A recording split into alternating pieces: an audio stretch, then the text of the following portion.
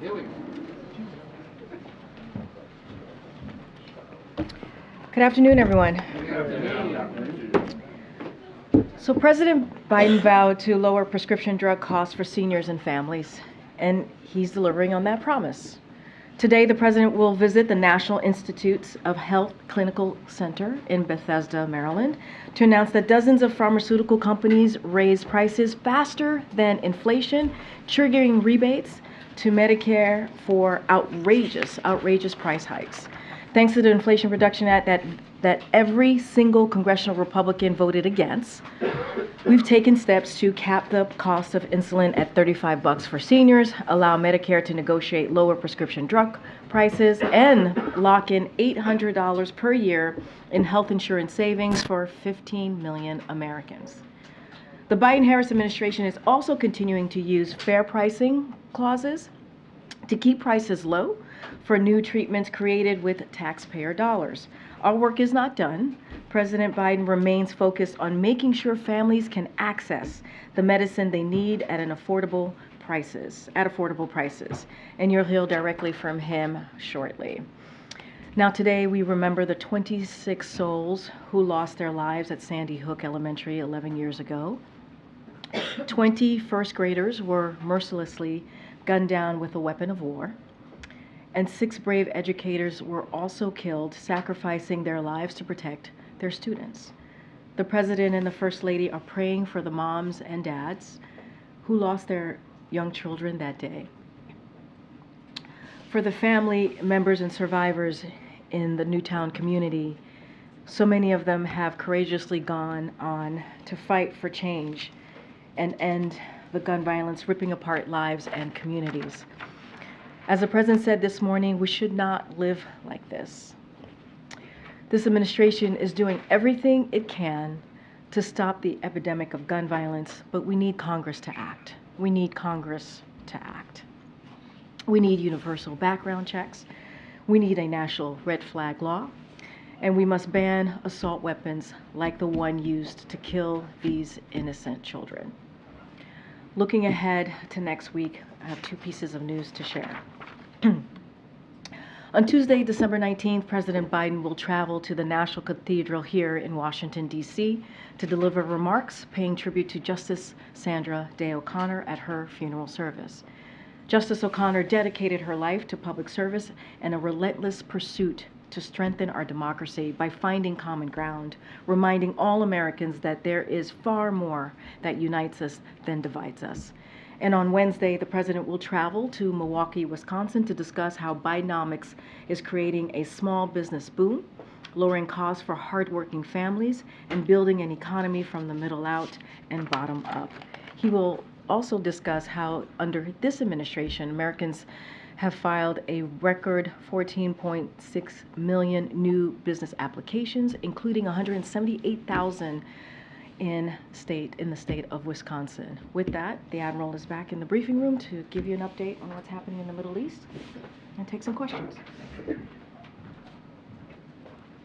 Afternoon, everybody. I think, as you all know, National Security Advisor Jake Sullivan is in the Middle East for discussions about the conflict in Gaza. Since arriving, he's had a chance to meet with Saudi Prime Minister and Crown Prince Mohammed bin Salman in Riyadh, where they discussed a range of issues, including work that was already underway between Saudi Arabia and the United States over recent months to work towards a sustainable peace between Israelis and the Palestinians, as well as to increase the flow of food, water, medicine, and fuel into Gaza. In Israel, Jake had the chance to meet with Prime Minister Netanyahu and members of his war cabinet. His message was consistent. The United States will continue to support Israel in its fight against Hamas, and we will continue to do everything we can to help broker another pause so that the remaining hostages can be reunited with their families. As I said yesterday, Yahya Sinwar and Hamas started this war. They can end it right now by letting those people go, by ordering their fighters to lay down their arms, and by turning in everyone responsible for the October 7th attacks. Jake also discussed the next phase of Israel's military campaign, and he asked hard questions, as we have been doing, about what all that could look like. Of course, Jake also discussed efforts Israel is now undertaking to be more surgical and precise in their targeting, and efforts that they are taking to help increase the flow of aid. This is Jake's second visit to Israel since the conflict began, and it's part of our ongoing engagement with both Israel and our regional partners. He'll remain there tomorrow, and we'll provide more details and readouts of his meetings and engagements then. If I could turn to Ukraine.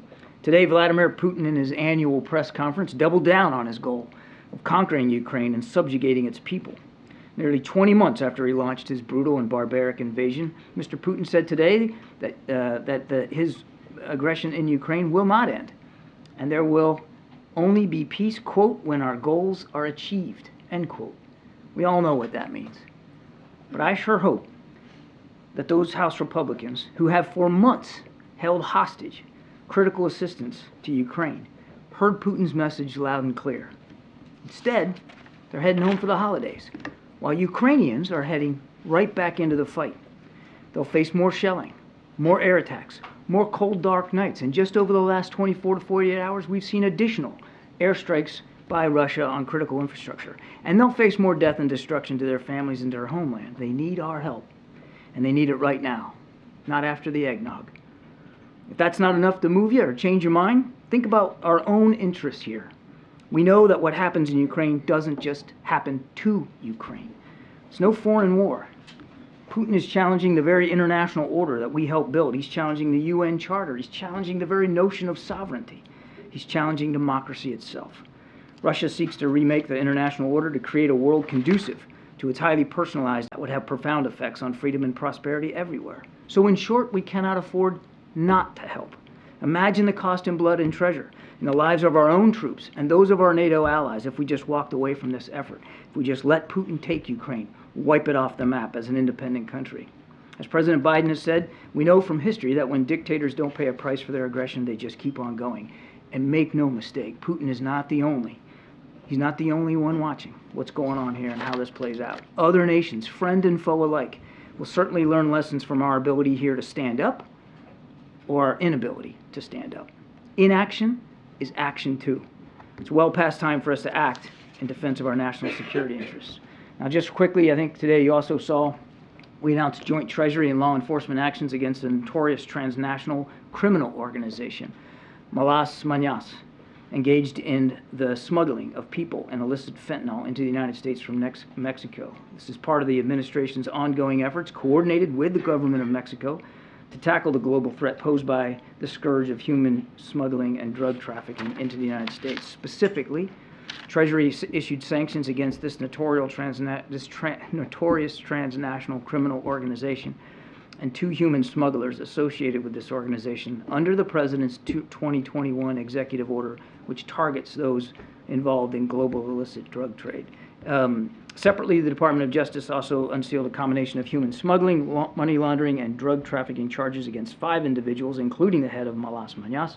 And today's actions, of course, were based on a joint investigation by DHS's Homeland Security Investigations and the Drug Enforcement Administration. Thank you. Admiral, Israel's Ministry of Defense said that that the war will last several more months, or that it will take several more months to defeat Hamas.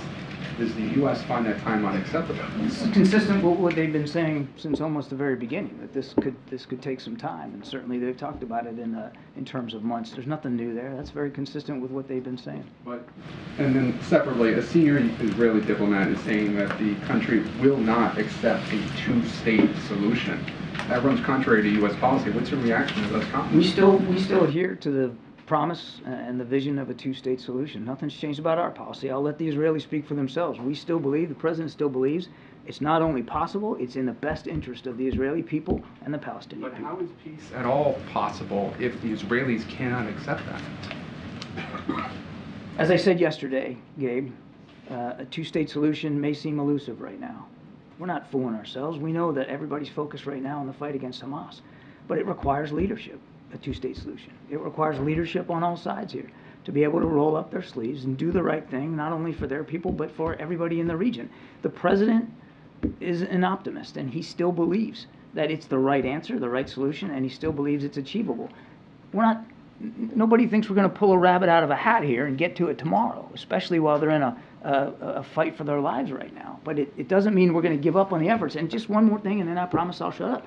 When he was in Riyadh, this was an idea This notion was brought up by Jake with the Crown Prince, and as you know, before October 7th, we were working towards normalization between those two countries, and the indications that we've gotten from the Saudis is that they're still interested in pushing forward on that. You said it requires leadership. Does it require more leadership on the part of Benjamin It Netanyahu? requires leadership across the board. Thanks, John. Following on Gabe's question, you mentioned the Israelis have been consistent about wanting additional months for this campaign. Is that acceptable now at this stage to the United States for this to continue on for more? It's been 2+ months now. I think, look, we all want it to end as soon as possible. And as I said in my opening statement yesterday and today, it could end today if Sinwar did the right thing and just laid down his arms and surrendered and gave the hostages back. That doesn't look likely right now, this war that Hamas started. And Israel has a right and responsibility to continue to conduct this war to protect their people and to protect their nation. Again, how long that's going to take, I can't predict, and we're not dictating terms to the Israelis about how long it has to take. It has to take as long as they feel they need to take to be able to eliminate this threat. But obviously, we all want it to be over as soon as possible. The U.S. position in the last several months has been that in a post-war environment, that Gaza must be controlled by a revitalized Palestinian Authority. What gives the U.S. any sense that people of Gaza want the Palestinian Authority involved in the Gaza Strip or even in the West Bank, since majorities want Abbas to go? Does Abbas need to go? We believe that the Palestinian Authority should be involved in the governance of the Palestinian areas, including Gaza, and that we believe that that's best achieved through a reformed and revitalized Palestinian Authority. We're not, again, dictating who's in charge, but we do believe that there needs to be a regional effort, an effort that we're willing to participate in to help the Palestinian Authority become reformed in such a way that they can manifest themselves in terms of governance of Gaza. And then lastly, yesterday you suggested that Jake was going to be talking about new humanitarian aid corridors in Gaza, and you said you might have some news for us today as well. You have an update on that. Is that Right, just one more time on the timing here. I understand obviously you want this to end as soon as possible. Everyone does, but there are reports that Sullivan told Netanyahu that Israel has to end this current phase of fighting in weeks, not months. Is that part of the message that he's delivering? I'm not going to divulge private conversations that we've had and will continue to have with the Israelis. Obviously, one of the things that Jake did talk to him about was progress in the war and where the Israelis think it's going to go. He did talk about possible transitioning from what we would call high-intensity operations, which is what we're seeing them do now, to lower-intensity operations sometime, in the near future. But I don't want to put a timestamp on it. I think you can understand that the last thing we'd want to do is telegraph to Hamas what they're likely to face in coming weeks and months. And I know this came up yesterday, but I just want to be clear. Does the administration agree that indiscriminate attacks are prohibited under international humanitarian law? If attacks obviously are not done with due concern to civilians, then obviously that's a deep concern. But you have stressed that the president, speaks for American foreign policy. He has said that Israel is engaged in indiscriminate bombing in Gaza. So then, wouldn't it stand to reason that this is a violation? I've answered that question I don't know how many times yesterday. I have nothing more to add on that. The president was referring to concerns that he has and that we have, that we know the intent is there by the Israelis to limit civilian casualties and damage to civilian infrastructure, but sometimes the results don't always come out that way. That's what he was referring to. But you keep stressing their intent, that it's Israel's intent to minimize civilian casualties, but that intention isn't what we're seeing on the ground right now by the president's own admission. They are bombing indiscriminately. So are you saying that their intent is somehow more important than the result? Both are important. I mean, obviously the most important thing is the results and outcomes, but it has to be driven by a sincere intent to limit civilian casualties. So both are important. Look, I don't think it's useful to revisit the whole discussion from yesterday because you're not going to get a different answer out of me. We don't want to see a single more innocent civilian killed or wounded. One is too many. We've said that over and over again. And we're working hard with the Israelis. And Jake's doing that right now to to get a better sense of what they can do, as I said in my opening statement, to be more surgical, to be more discriminate in their targeting. That's important. At the same time, it's important that they have the tools and capabilities they need to go after a truly genocidal threat represented by Sinwar and these Hamas terrorists. You said that Jake was encouraging the Israelis to start transitioning from a high-intensity to lower-intensity operations in the near future. I know you don't want to get into the timeline, but how would the U.S. Describe low-intensity operations? I think that's best left to our discussions with the Israelis and for the Israeli Defense Forces to describe. This is something that they have said they're going to do, and they'll do it in their due course. But again, I don't want to get into too much detail here from this particular podium about that. And if they weren't to transition into those lower-intensity operations in the coming weeks, would the U.S. reconsider its support for Israel at this point? That's a great hypothetical. I'm not going to engage. And then you also said that the U.S. remains committed to trying to get back to the table to broker a potential pause to get these negotiations, to get hostages out. But the Israeli government called off a trip by the head of the Mossad to travel to Qatar to restart these hostage negotiations. The War Cabinet saying that they felt conditions are not right.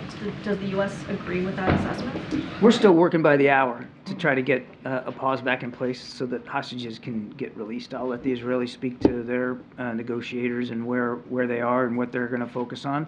I can tell you one of the things Jake's doing in the region. I mean, if you need proof that we still want to see a pause, just look at where the National Security Advisor is today. I mean, we are engaging at all levels to try to get that back in place, and we still believe it's possible. Yeah, John, I just want to follow up on the West Bank violence. So 275 people have been killed there since October 7th, including 12 just over the last 3 days in Jenin. Are you worried about the violence that you're seeing there and that it could escalate, that it could basically engulf and move the conflict from Gaza, the enclave in the south, to a broader region across the West Bank and potentially even including Palestinians inside of Israel? Yes, and the president has, from a very early time in this conflict, talked about that exact concern, that exact worry. These numbers are troublesome as well, and we are deeply concerned about that. And that is yet another thing that we continue to talk to our Israeli counterparts about. So what exactly is the U.S. plan to sort of help these 2.7 million people that are displaced in Gaza right now? I mean, nearly all of them have been forced from their homes.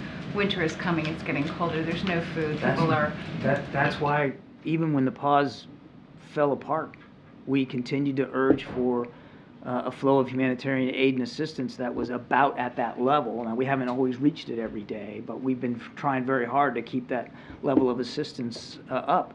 And we're going to continue to do that. I mean, the United States literally is leading the international effort to get food, water, medicine, and fuel into the people of Gaza. And we know that as winter comes, that's going to be even more important. We're not going to lay off that task. Can you airdrop supplies in? Airdrops can be done, but the best way to do it in Gaza, just because it's so densely populated and so densely urban, the best and safest way to get it in there, in terms of volume as well, is through trucks. Okay, and then just one quick question. Today there was an attack reported on a Maersk cargo ship. Do you know anything more about that? Can you give us any details? I don't have any details on that particular. Are you talking about something in the Red Sea? Yeah. I'm not familiar with that particular attack. Okay, JJ. On the president's phone call with Turkey and President Erdogan today, can you share any details about their discussion about Turkey's request for the F-16 fighter jets? We'll have a more detailed readout for you here shortly, I think. President appreciated the time that President Erdogan gave him. They certainly talked about a range of issues, including what's going on in the Middle East between Israel and Hamas. They talked about NATO and Sweden's accession, and I do believe just the general support for, again, we'll wait for the readout, but I certainly wouldn't be surprised at all if it was also raised that we continue to support a modernization program for their F-16s. On the defense budget, are you worried that the extension of FISA, which gives the FBI the power to conduct warrantless spying on surveilling on foreign citizens and Americans who they interact with, do you think that's Americans are also at risk of being spied by the government? Are you talking about 702? Yeah, 702. Yeah. Look, we have talked about this for quite some time. We believe that 702 gives us very important tools and capabilities to protect the American people by focusing on the collection of useful intelligence overseas. And that's what it's designed to do. And again, we're watching what's going on in the House. The House Intelligence Committee has put forward a full reauthorization of 702 that we think is worth looking at, and we urge everybody in the House to look at it seriously. There's some reforms in there that I think, as I said earlier, might be a little bit difficult for us to sign up to, but in general, 702. Look, I mean, Zawahiri, right? The colonial pipeline.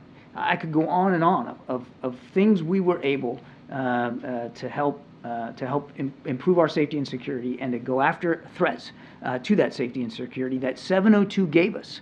So it's really important. From your experience after 20 years of war in Afghanistan, fighting also ISIS, do you think that Israel is really going to dismantle Hamas with the U.S. corporation? Our own experience tells us that if you can go after the leadership of a terrorist network, and this isn't just a terrorist network, it's also a military organization as well, that you can have a very significant effect on their ability to plan, train, resource, recruit, retain, and execute attacks. We saw that with ISIS. We saw that with Al-Qaeda. So the idea of going after their leaders makes sound military sense. Now, are you going to eliminate the ideology? Probably not. I mean, ISIS still exists in Iraq and Syria, and Al-Qaeda still exists in places, although they've metastasized somewhat. Both groups are radically diminished in terms of their ability to threaten our national security because we focused so much on their leadership. So it can have a profound effect. Thank you, Karine. John, you told me yesterday that a future governance in Gaza must exclude Hamas, requires reform in the Palestinian Authority, and represent the Palestinian people. Can you explain what the administration believes to be Israel's role in supporting this, especially if one is to believe allegations that Prime Minister Netanyahu has been working to divide leadership in the Palestinian people, essentially by choking the Palestinian Authority while also supporting Hamas by allowing foreign funds to be received by them? I don't think I can really improve upon what I said yesterday. We believe that whatever governance in Gaza looks like, it's got to meet the aspirations of the Palestinian people. We know Hamas does not represent the vast majority of the Palestinian people.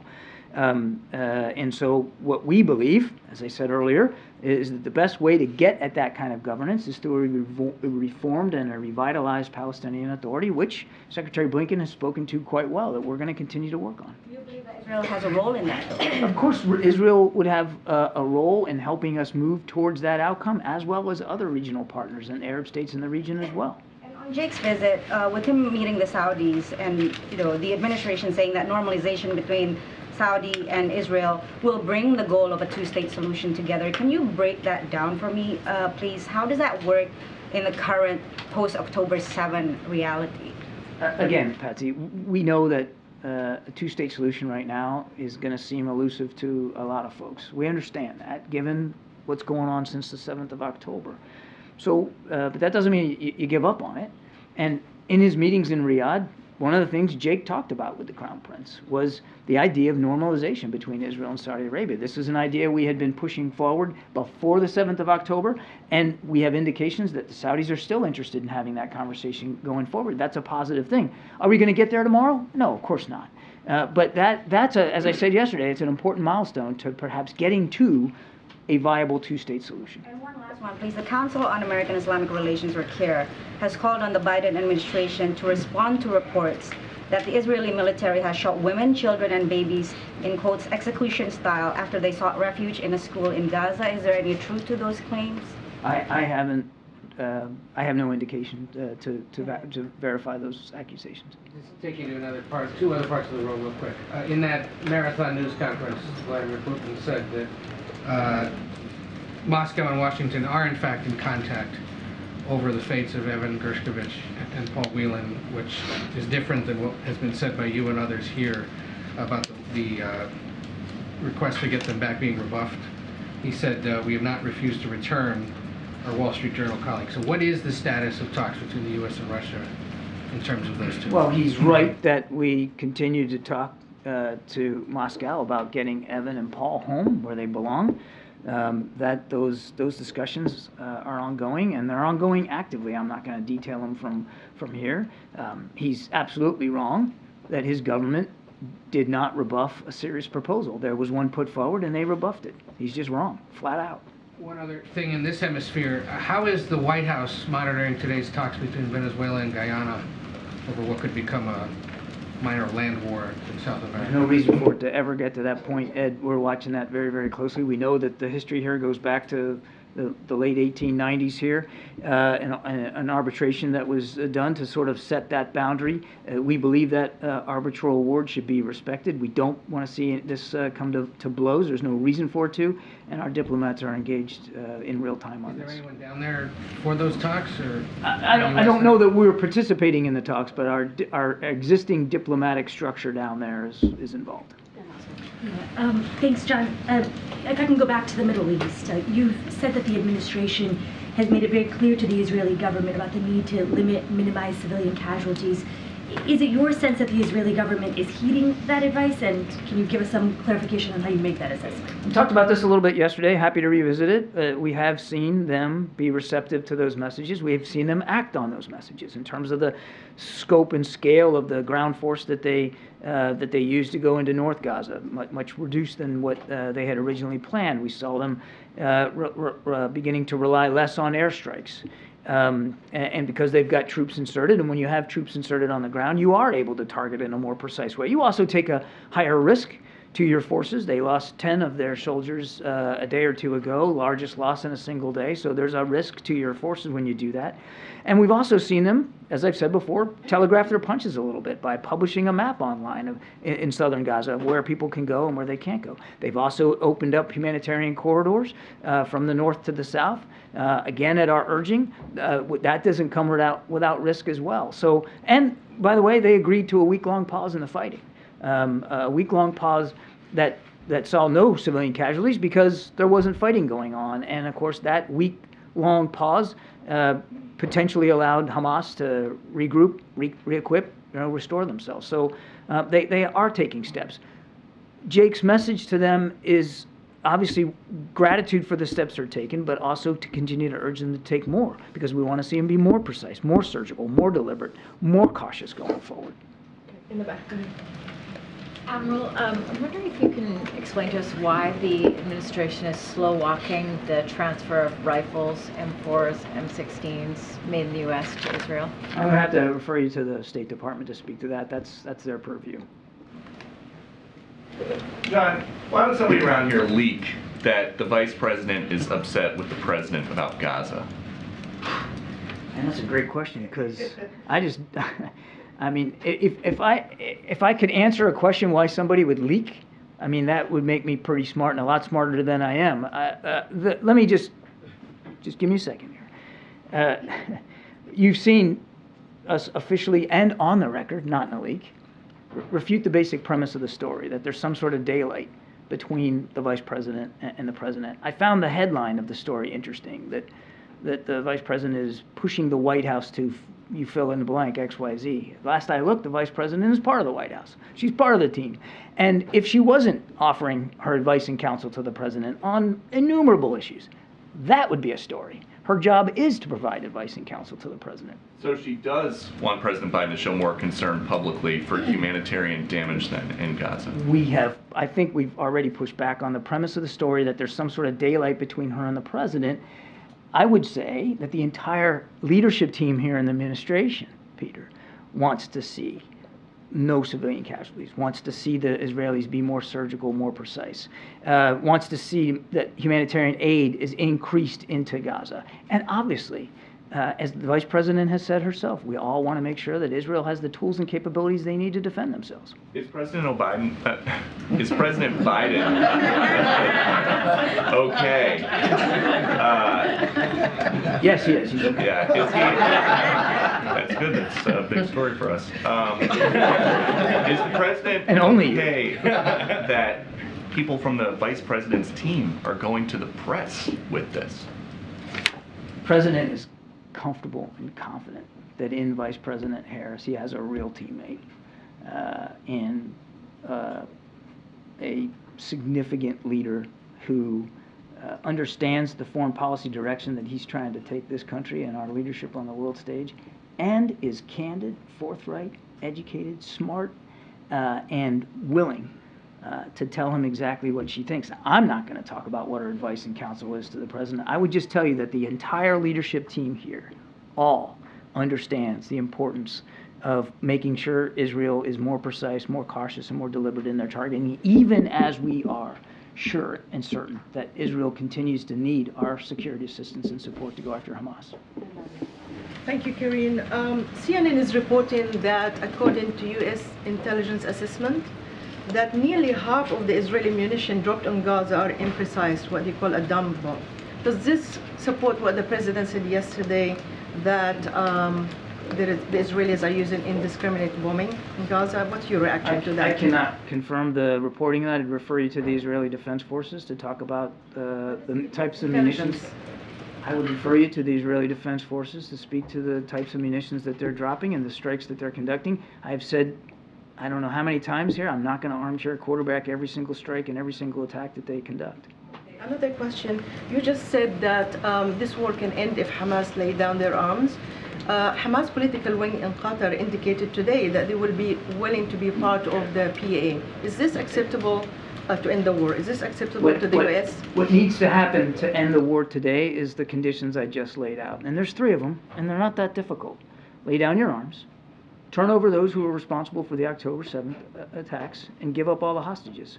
3 simple things, and this thing can be over. It can be over today.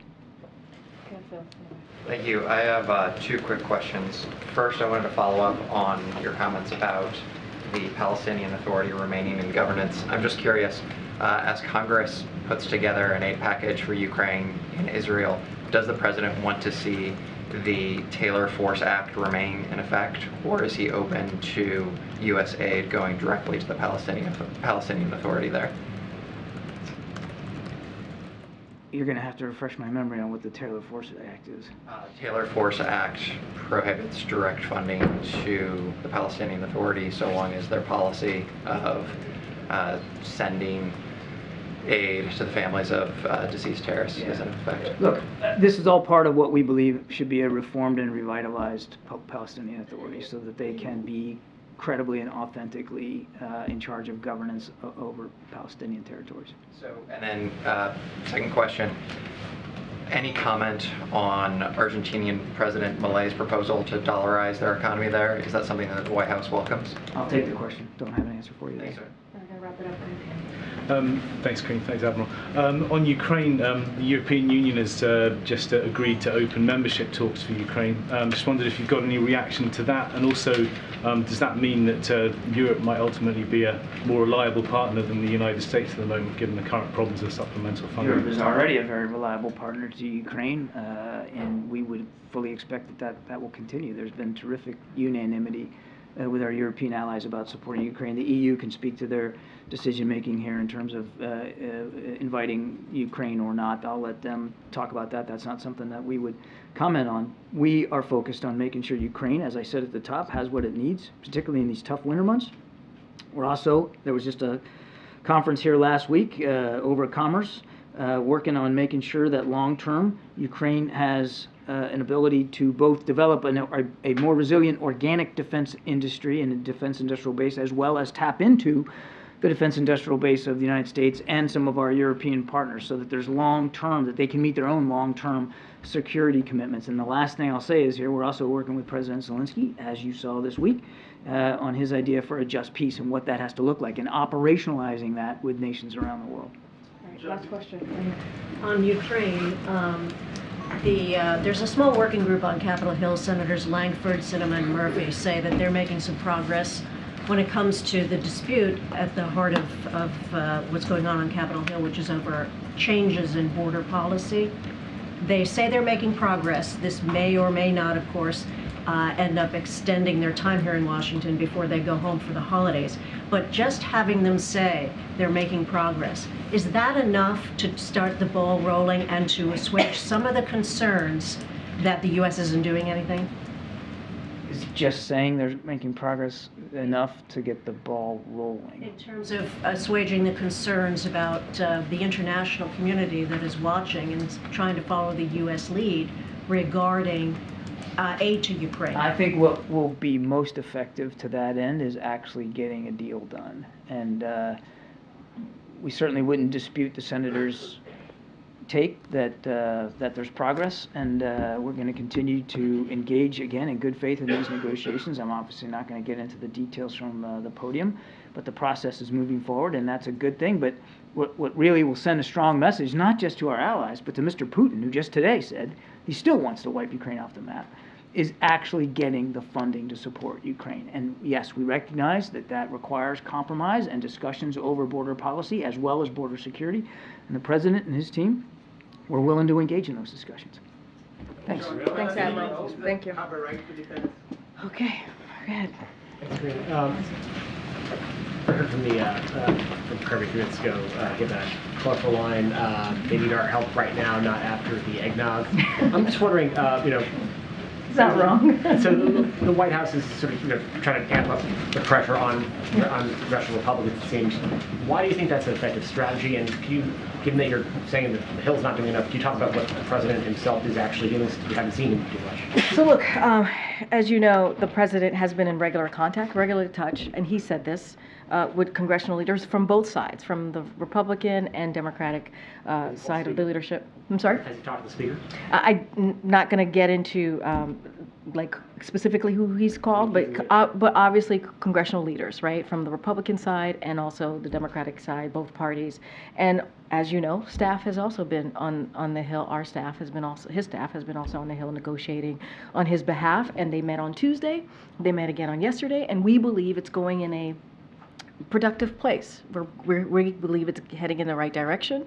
We believe that that conversations, the fact that it's continuing, it's encouraging, and we're seeing progress. And that's because, obviously, of the president, we believe, continuing to certainly negotiate, have those conversations. And this is a president who knows how to negotiate.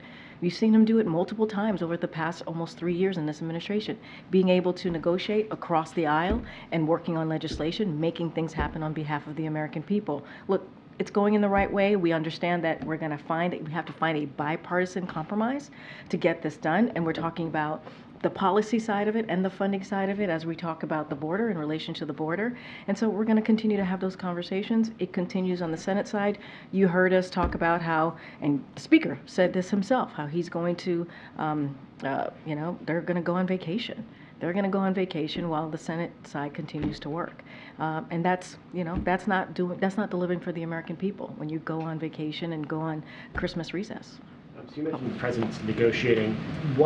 How is he a part of these negotiations? Is the White House now is he personally evaluating proposals? So he's in regular touch with congressional leaders. Don't have any specifics. Not going to negotiate from here. Obviously, his staff has been on the Hill yesterday and the day before yesterday and Tuesday and yesterday, having those conversation on behalf of this president, negotiating on behalf of this president. And so that's where we are. It is going in the right direction, we believe, because those conversations continue, and that's what matters as we talk about the border security and moving forward with making sure we get the supplemental done. And going in the right direction, does that mean that a deal gets done when? I don't have a timeline on the deal. Obviously, we needed to get it done before the end of this year. That's our kind of our timeline here, but I don't have a specifics on if it's going to happen tomorrow, the next day. We just know it's going in the right direction. That's what matters. Okay, JJ. On those Ukraine border deal negotiations, what is your message to those Democratic lawmakers and immigration activists who are worried that the White House is giving up too much in these negotiations? So look, we've been in constant communication with Democrats and obviously the Congressional Hispanic Caucus. I know that they have put some concerns out there or been very clear about their thoughts. Don't have anything to read out on those conversations. Look, here's what the president believes. He believes we need to fix what's happening at our with the broken immigration system. He believes that that needs to get done, that needs to get fixed, and he's willing to find a bipartisan compromise to get that done. And that's the direction, and that's the path that we're taking to try to figure out how do we fix this broken immigration system, something that he has been really talking about since day one with his comprehensive immigration legislation that he put forth. And so that's the direction this conversation is going in. How do we find a bipartisan compromise to get this done as we talk about the policy and the funding as it relates to border security? Get it. Thanks. I want to ask you about inflation. So you mentioned the price of eggs, milk, and gas are down over the past year, but what do you say to Americans who are looking at the month that President Biden came into office? Eggs are up 24%, milk is up 17%, all types of gas is up 37%, and the prices overall are up 17%. So the president actually spoke to this not too long ago, I believe on Tuesday actually, just a couple of days ago, and he says we know there's more work to be done, right? And that things are still unaffordable. And so while the prices, as you just mentioned, of eggs and gas and milk and toys and TVs are down, especially in this time as we're headed into a holiday season, as we're in a holiday season, there's more work to be done. And that's important. And that's why we're fighting to lower insulin. That's why we talk about junk fees and how we can save Americans money, right? That's why we continue to talk about health insurance premiums. That's why the president's going to make an announcement about what we were able to do with one of the provisions that's in the Inflation Reduction Act that only Democrats voted for, not Republicans, in order for seniors to get rebates on their Medicare. So all of those things are truly important. And so that's why he's doing everything that he can to do that. And you have Republicans on the other side of the aisle, right, who are talking about cutting taxes for the wealthy, big corporations, right, who are talking about cutting Social Security, Medicare, Medicaid. So the president's going to continue to fight for the American people, continue to make sure they have a little bit of breathing room. Is there more work to be done? Absolutely. But we have seen some prices go down in all of the products that I just listed. We have. There's still more work to be done, and we're going to continue to do that work. But I want to ask you about right, the transition. And that matters, right? It matters that we're not in. No, wait. It matters. Let's not forget what has been happening almost 2 years now, right? Putin's war right, but that has caused inflation. That has caused prices to go up, right? And so the president took action to make sure gas prices went down, which they have, right? And we're coming out of this pandemic. So all of those things have been part of where inflation is. But inflation is moderating. The president's going to continue to make sure that we lower cost and lower prices on those goods that you just listed out. I want to ask you about the transition. The White House is asking today to speed up the transition to Force Electric, and one of the things they announced is the federal employees would take the train. It's 250 miles. There's a list of things. I'm wondering if the president is thinking about making the Beast electric. So that's certainly a question for GSA and Secret Service, obviously, but we are committed to boosting public and private access to electric vehicles, and today's announcement would save taxpayer dollars and help tackle the climate crisis. But as it relates to the Beast, that's something for GSA and Secret Service to speak to. Members would take the train? I would refer you to GSA and also the Secret Service as it relates to the Beast and any other questions. Go ahead, Zola. I know you've said legislators in different parts of the White House are involved in the negotiations on the Hill, but who's the highest ranking White House official that's physically on Capitol Hill? Look, you're talking about the OMB director, right, Shalonda Young, who's been in this briefing room multiple times, having conversations with members on the Hill. You talk about OLA, Office of Leg Affairs. You have Shalonda, right, who runs that. You talk about the president's senior advisors. There have been a lot of people involved, and all of those folks have the trust in the president to get this done and to do these negotiations. Remember, we have done negotiations multiple times here and have gotten things done for the American people and many times in a bipartisan way. So that's what's important, that the president has a team that he trusts that has done this before in the past 2 years, even more, and getting these bipartisan kind of compromises done. And so he entrusts in that whole entire team to get that done. And sometimes it's Jake Sullivan, sometimes it's Shalonda Young has obviously been involved in this more consistently, and OLA and others. But that's how it works. We work as a team, we work as a unit to get things done on behalf of the American people. Has his chief of staff been in the room on Capitol Hill for these? Look, I'm not going to start start listing names, but obviously his senior advisors have been very, very involved in this, and has the chief of staff. Yes, I can say the chief of staff has been involved, but again, he has a team of folks who have been critical parts of critical component of getting this done and having these conversations. Just to clarify, he's been on Capitol Hill? Not everybody's been on Capitol Hill. People have picked up the phone, have conversations. People, members of leadership in Congress call on this side wanting to talk to maybe the chief of staff and others who are part of this, the president's team. And so conversations certainly have been had. I don't have a list of who's been back and forth from here to the Hill. So it's been, again, this is the president's team who has done this many times before on negotiating and finding compromise, especially on important issues that matter to the American people. Go ahead, Karen. Thanks. Two questions if I can. How concerned is the White House that there seems to be very little movement on appropriations bills, and that when lawmakers get back into town after the holiday recess, that first funding deadline of January 19th will be very quickly approaching? So look, let's not forget that that deal that was made, as we're talking about finding, negotiating, and the president's team being able to deliver, right, and working with congressional members on the Hill. One thing that we want to be really clear, like House Republicans should respect, right, that bipartisan budget agreement that was made. This is 2/3 of House Republicans voted on that bill, right, and it got bipartisan support obviously from the House and from the Senate, and it is now law.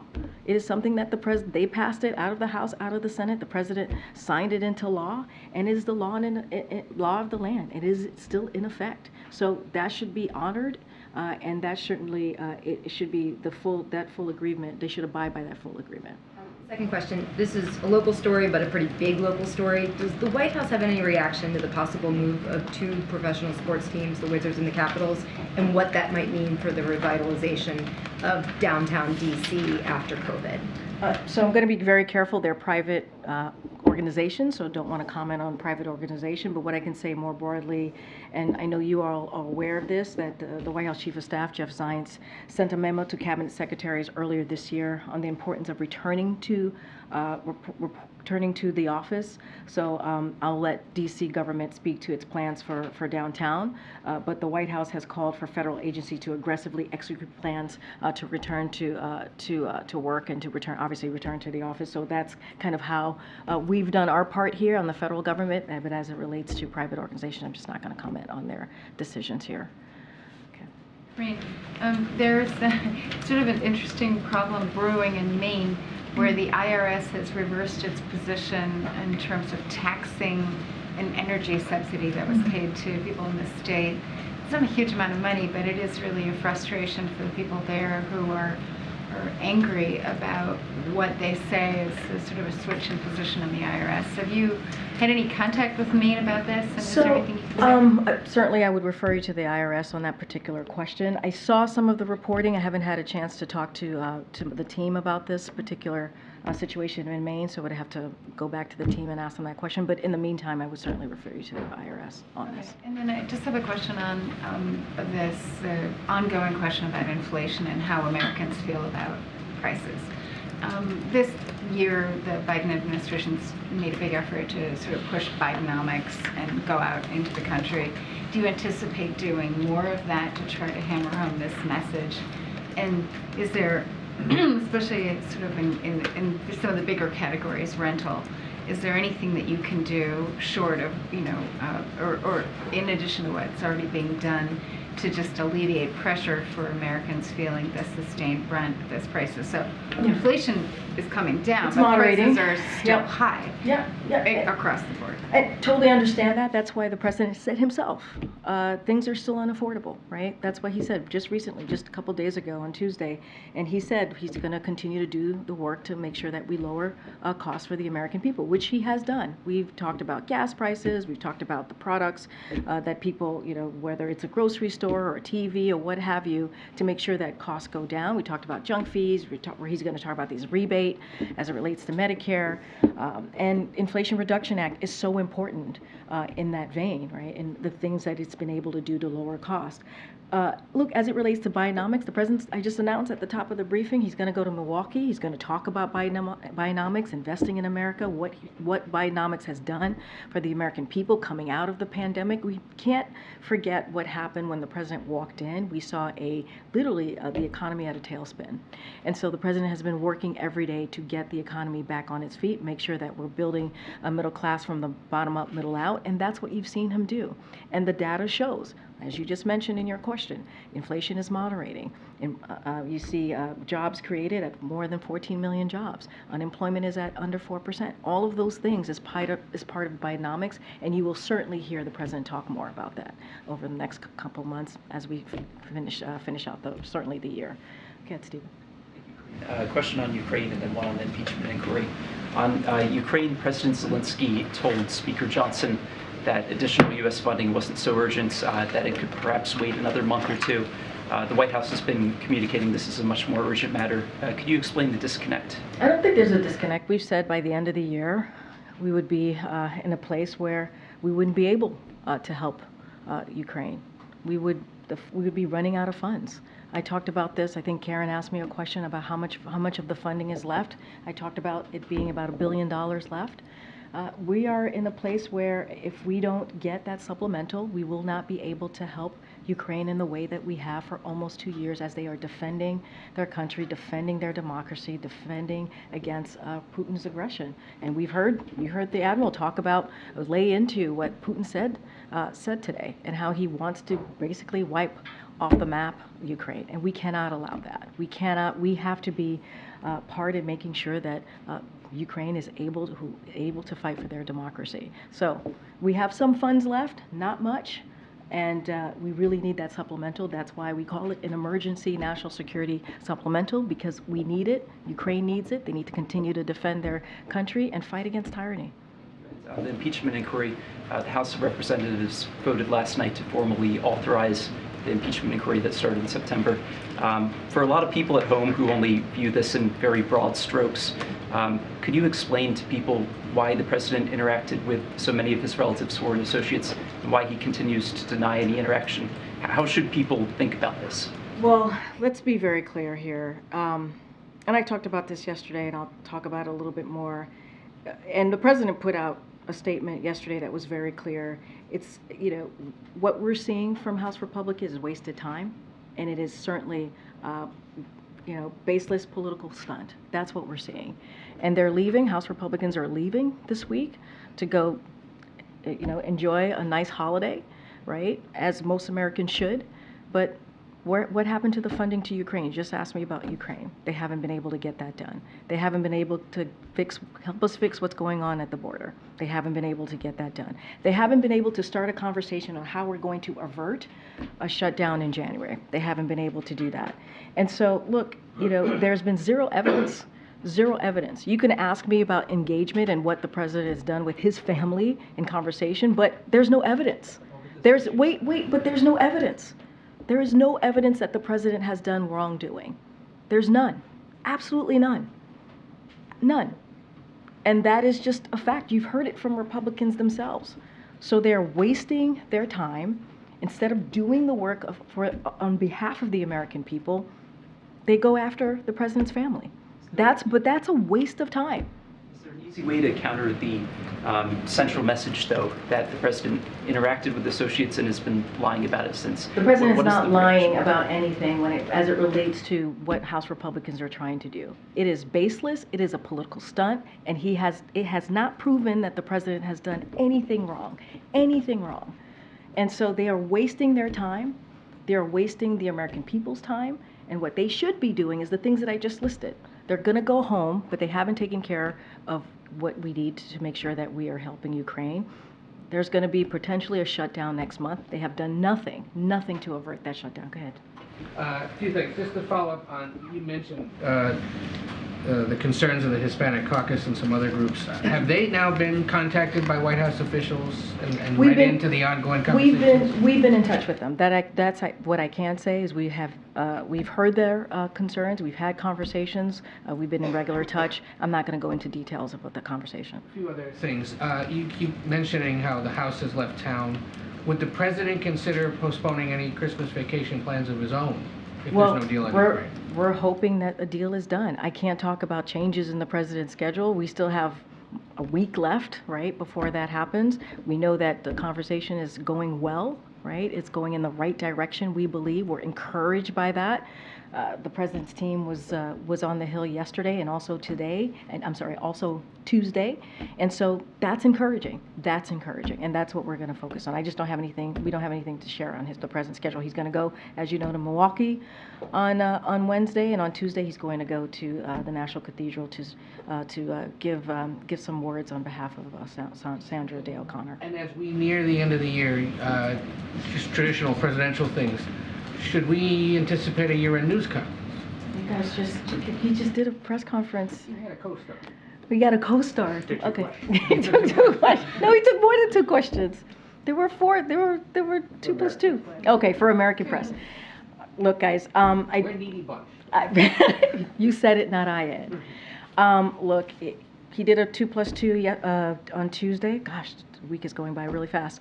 On Tuesday with President Zelensky, you heard the president speak very passionately and in an important way about the way forward with the foreign policy, how he wants to move, certainly wants to make sure we continue to aid Ukraine. I don't have anything else to add about an end of the year press conference, but the president's going to travel, as you know, on Wednesday. You're going to hear from him today, and so you'll continue to hear from him before the end of the year, certainly. Pardons and commutations? Oh, that's a good question. I don't have anything on that, but that is a good question. I know that tends to happen. All right, okay, go ahead. Last question. Just to follow up on inflation. Housing costs have continued to go up significantly, even as we've seen other prices moderate. I know that obviously you said there's more to do, but what specifically can the White House do policy-wise here to make it easier for people to afford rent, much less ever have a hope of buying a home? No, it's a good question, and you're right. There are Americans who are very much still having a very hard time as it relates to housing, paying their bills. And so what we have done is, as you know, very early on in this administration, we put forth a housing plan, affordability plan that we believe is going to try to get some of these families to get over those hurdles, and we're talking about thousands of families, and we still need to do a lot more work on this, but we certainly have put forth a plan to make sure that we address some of the concerns, and that's why lowering cost.